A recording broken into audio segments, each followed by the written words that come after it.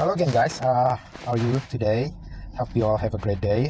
Hari ini gue mau bring update lagi tentang Vivi. As usual, my daily update about Vivi. Sebelum gue mulai, seperti biasa, nothing that I said is financial advice. I'm not a financial advisor, I'm not a financial expert. So do your own diligence and do your own research. So gue akan mulai dengan berita-berita aja tentang Vivi. And by the way, it's been a light day, nothing a lot going on.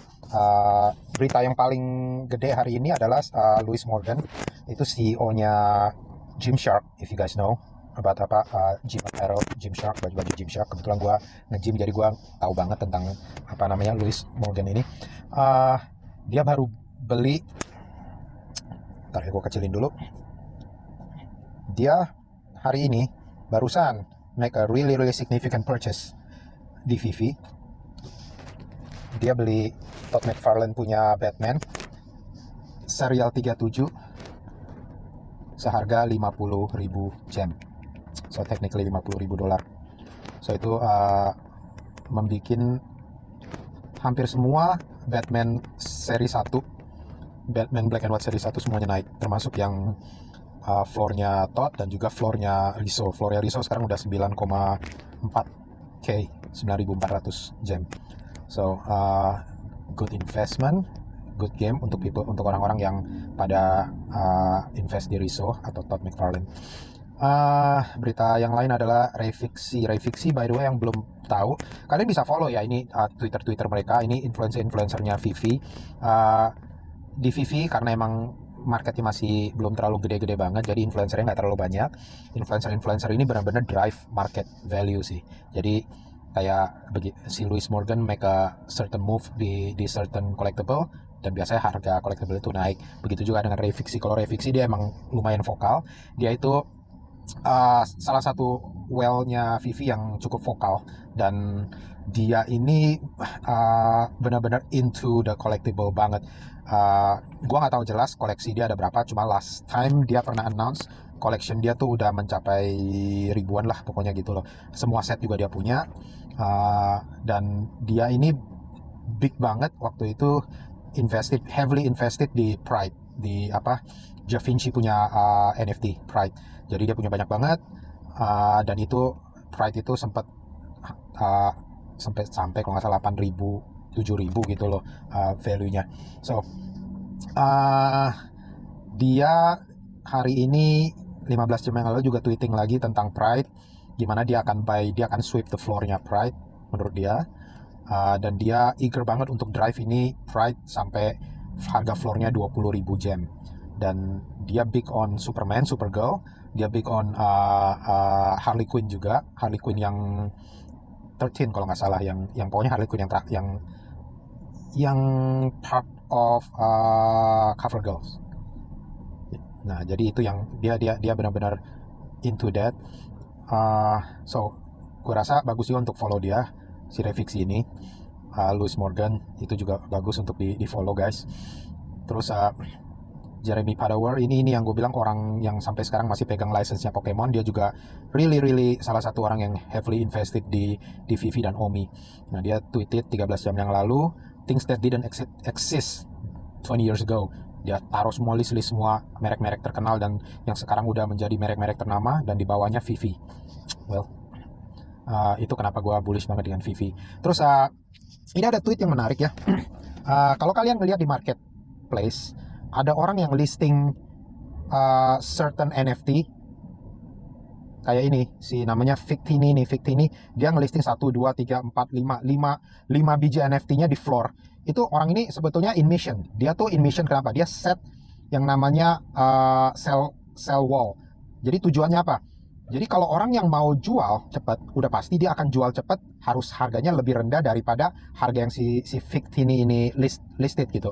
Nah, tujuan si Victini ini sebenarnya obvious. Tujuannya apa? Dia mau orang jual lebih murah sehingga dia sendiri bisa beli, karena dia emang kayaknya ini big on this certain, gua nggak tahu ini NFT apa. Dia big on this certain one. Tujuannya untuk bikin orang paper hand. Tapi dia yang beli sebetulnya. Nah, jadi hati-hati dengan practice seperti ini, jangan sampai kemakan. ya susahnya kalau emang kita butuh liquidity ya mau nggak mau ya kita tujuannya emang ya udahlah sell lebih murah dari dia kalau kita butuh liquidity. Tapi kalau kita lagi nggak butuh liquidity jangan kemakan sama praktis seperti ini, karena ini biasa kayak begini.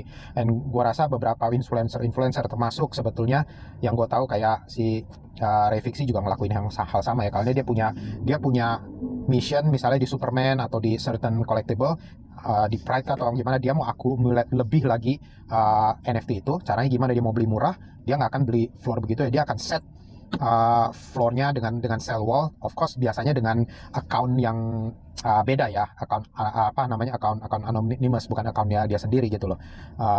Nah dia akan set banyak listing, banyak banget, bisa puluhan, sehingga kalau lu mau sell ya mau nggak mau lu mesti sell lebih murah dari itu biar cepat gitu loh. Jadi itu salah satu trik yang banyak orang pakai, pakai untuk beli lebih murah. Sebetulnya sama dengan sistemnya kalau kita ngomong Bitcoin dan Ethereum dan kripto juga. Lu mau apa namanya, lu mau manipulasi market ya, lu put everything, lu sell sehingga harganya jatuh gitu loh. Tujuannya begitu. So terus ada berita apa lagi? Nah ini kalau lihat nih, ini orang juga sama nih, dia set yang Albi Fitness ini sama, dia juga set floor kayak begini untuk bikin sell wall. So ya banyak hal yang interested. Oh, di other influencer yang gue follow juga Randy Chavez.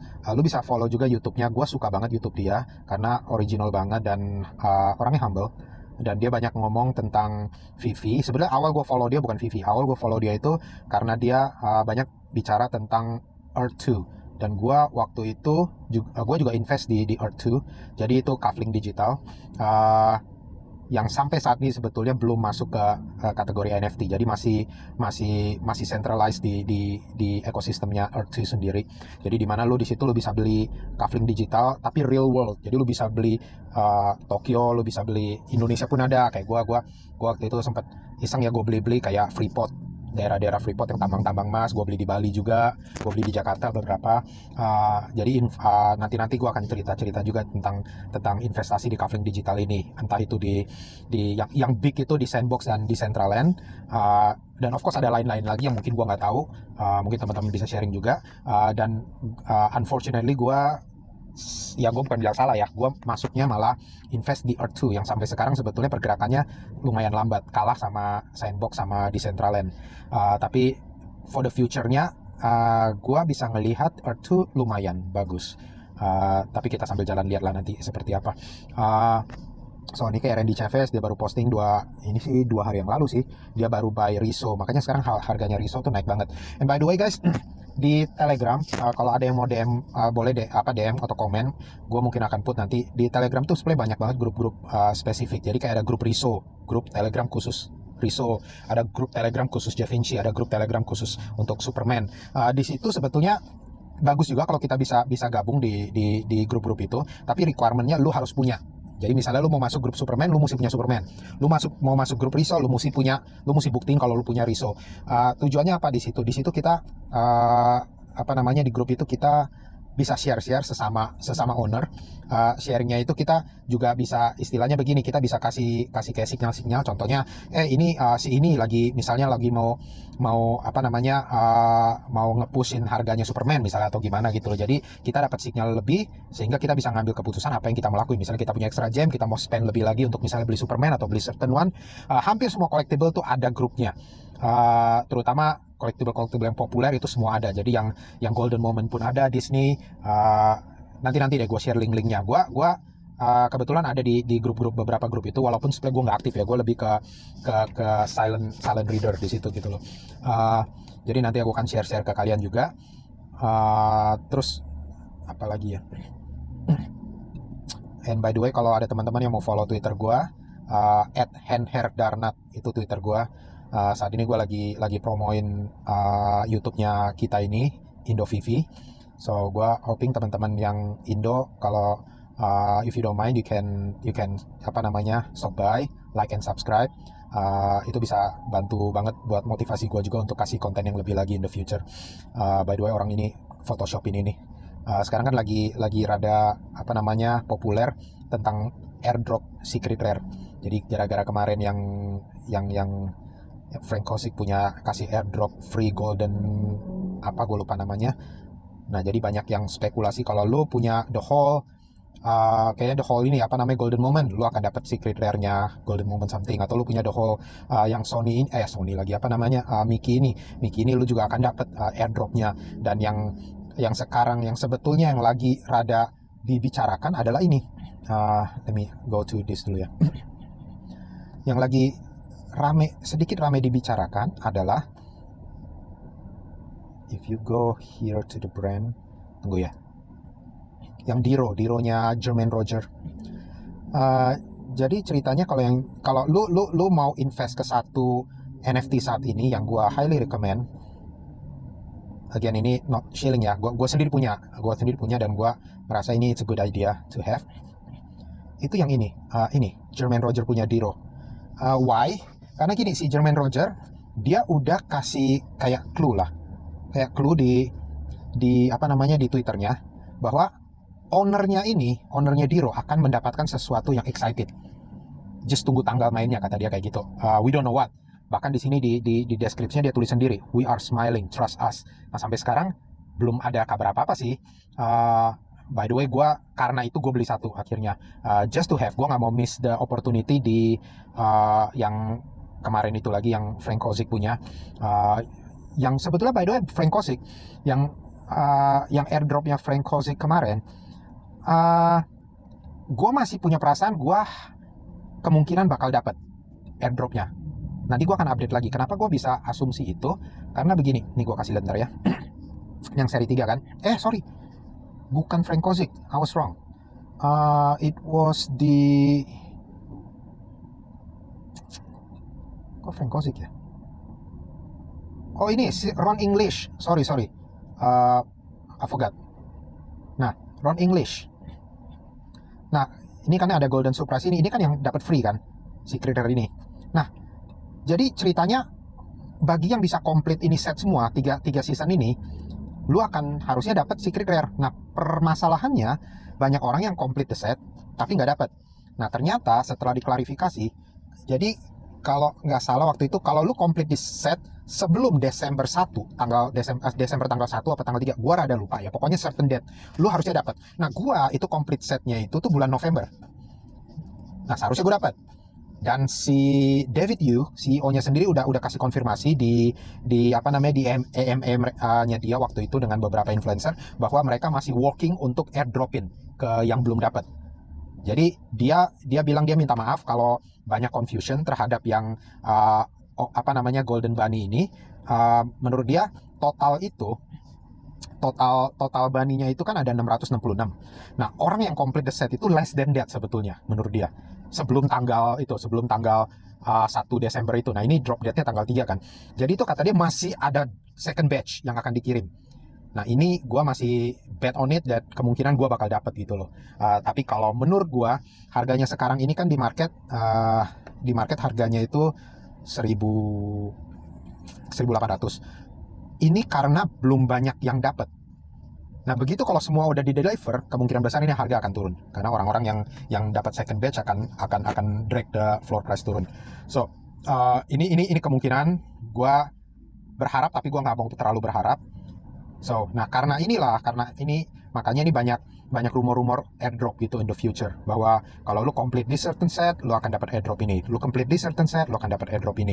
Nah, kita lihat sekarang ke market, how's the market going on so far, apa yang up, apa yang down. Well, probably gua nggak akan ngomong tentang yang down, tapi bentar ya, gua buka dulu.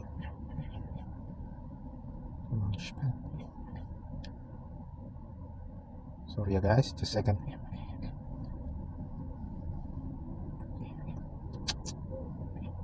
Ini gua kebanyakan open ininya nih, mesti tutupin dulu bentar ya. Nah, seperti biasa, gue di sini paling sering ngelihatin, kalau di OpenSea gue ngeliat di IC.tools, tapi kalau untuk VV ya seperti biasa gue ngecek di Ecomi Wiki untuk ngelihat pergerakan market. Kecilin lagi deh sebentar, so I can see better. Oke. Oke. Gue go to collectible, gue ke top gainer. Kita di top gainer gue bisa lihat produk-produk yang mana yang sedang up. Nah, seperti yang gue bilang tadi, tweetingnya si Reviksi tadi, dia sebenarnya nggak perlu ngapa-ngapain. Dengan tweetnya aja tentang dia akan sweep floor-nya Pride, itu langsung ngedrive harganya certain NFT itu naik. Dia ngomongin tentang Pride, langsung harganya Pride langsung naik. Nah, ini juga lagi hot nih. Jadi harga Pride lagi naik.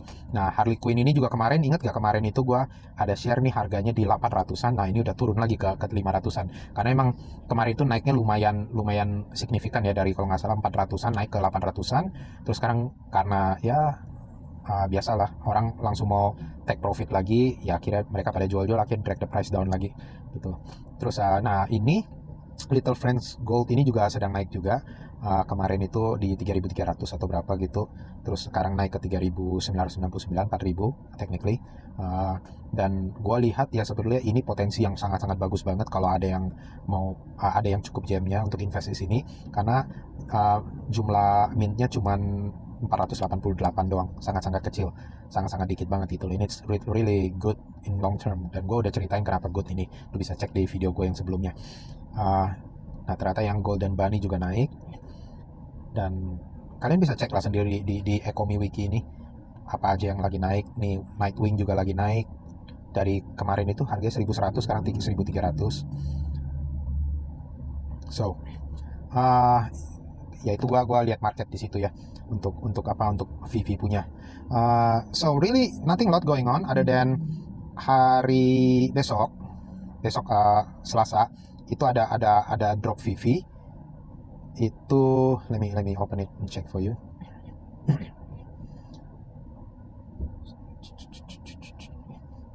Ya, ada drop VV ini. Jadi Comic Fantastic 4 nomor 12. So seperti biasa ini akan blind box lagi. Gua belum buka nih, dia belum rilis medium artikelnya, tapi gua rasa akan sama 30.000 edition lagi seperti biasa. Common, uncommon, rare, ultra rare, dan secret rare juga.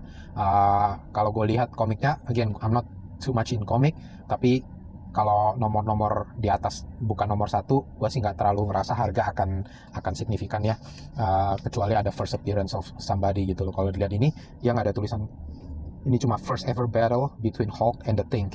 Jadi ya cuma gitu doang, bukan first appearance, so it's nothing really hype about this sih. Floor price-nya gue rasa kalau untuk common, gue punya perasaan ya akan kisaran hover 10-11 doang sih, 10-11 gem. Kalau secret rare-nya juga paling juga akan kisaran 500. I think it could go down to like 350, 400. Secret rare-nya komik sekarang harganya lagi lumayan parah ya. Tapi again, itulah opportunity-nya kita. Kalau kita ngelihat sesuatu yang kita tahu itu tuh bagus, misalnya yang nomor 1 and first appearance of somebody, dan secret rare harganya masih murah, it's a good time to buy, untuk buy di situ gitu. So itu di drop yang untuk besok jam 11 malam. Belum tahu lagi ada drop apa lagi. Technically ini market lagi saat ini lagi diem lah, maksudnya VV belum banyak drop, belum apa-apa. So terus di sini di IG kita lihat ada apa ya, ada bentar ya. Oke, loadingnya ada lama somehow.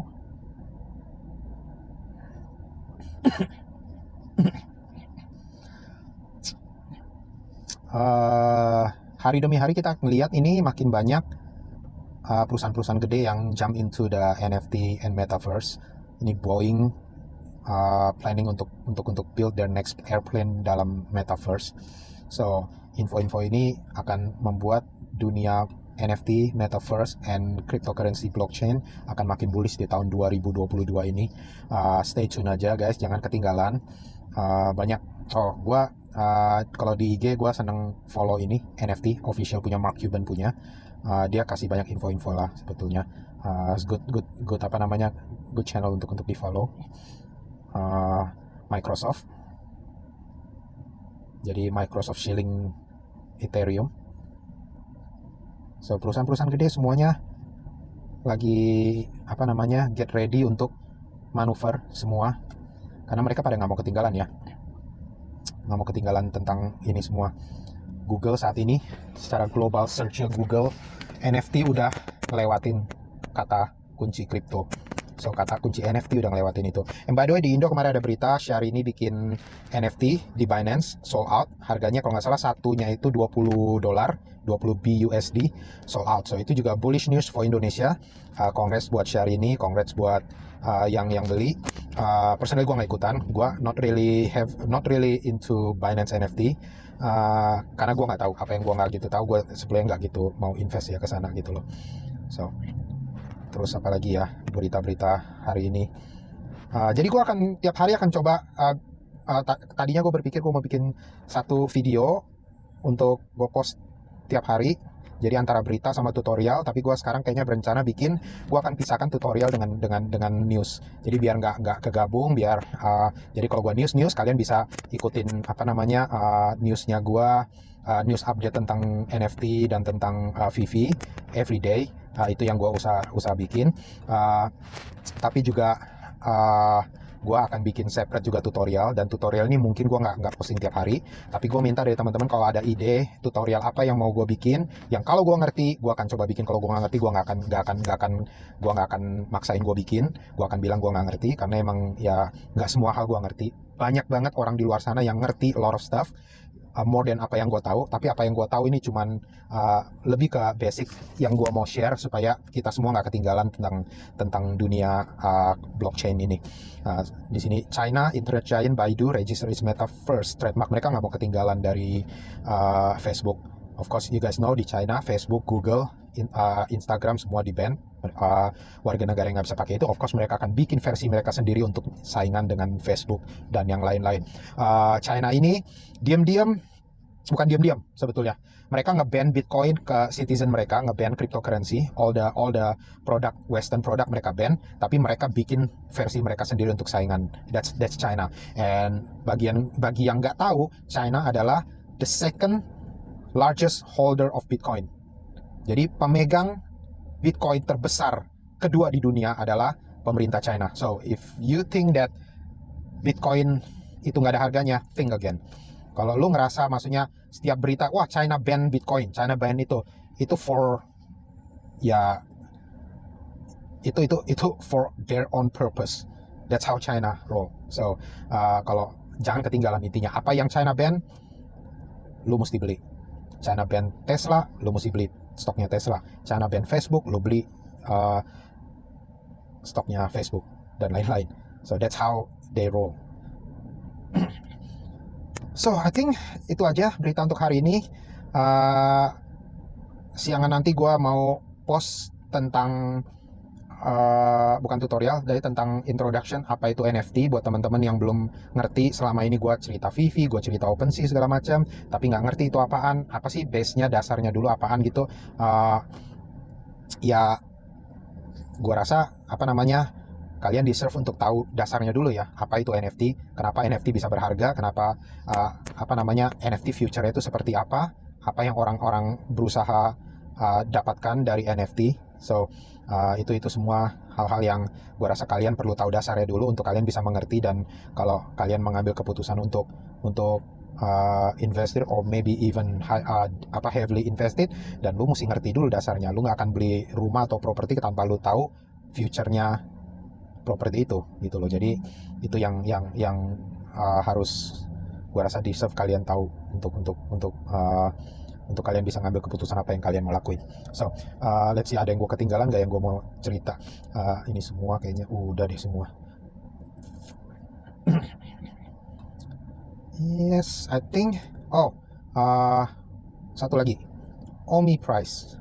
OMI hari ini mengalami pergerakan naik, not really significant but lumayan oke.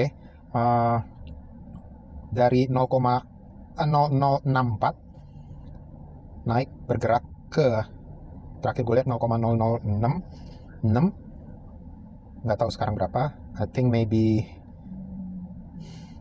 kalau bisa lebih cepat, masalahnya entah. Nah itu dia 0,0065. So it's naik just a little bit hari ini. 24 jam perubahannya cuma 2,67%. Gue invested di OMI, gue invested di IMX juga. Gue Sen, gue keluar masuk di Sen. Jadi di Sandbox gue keluar masuk.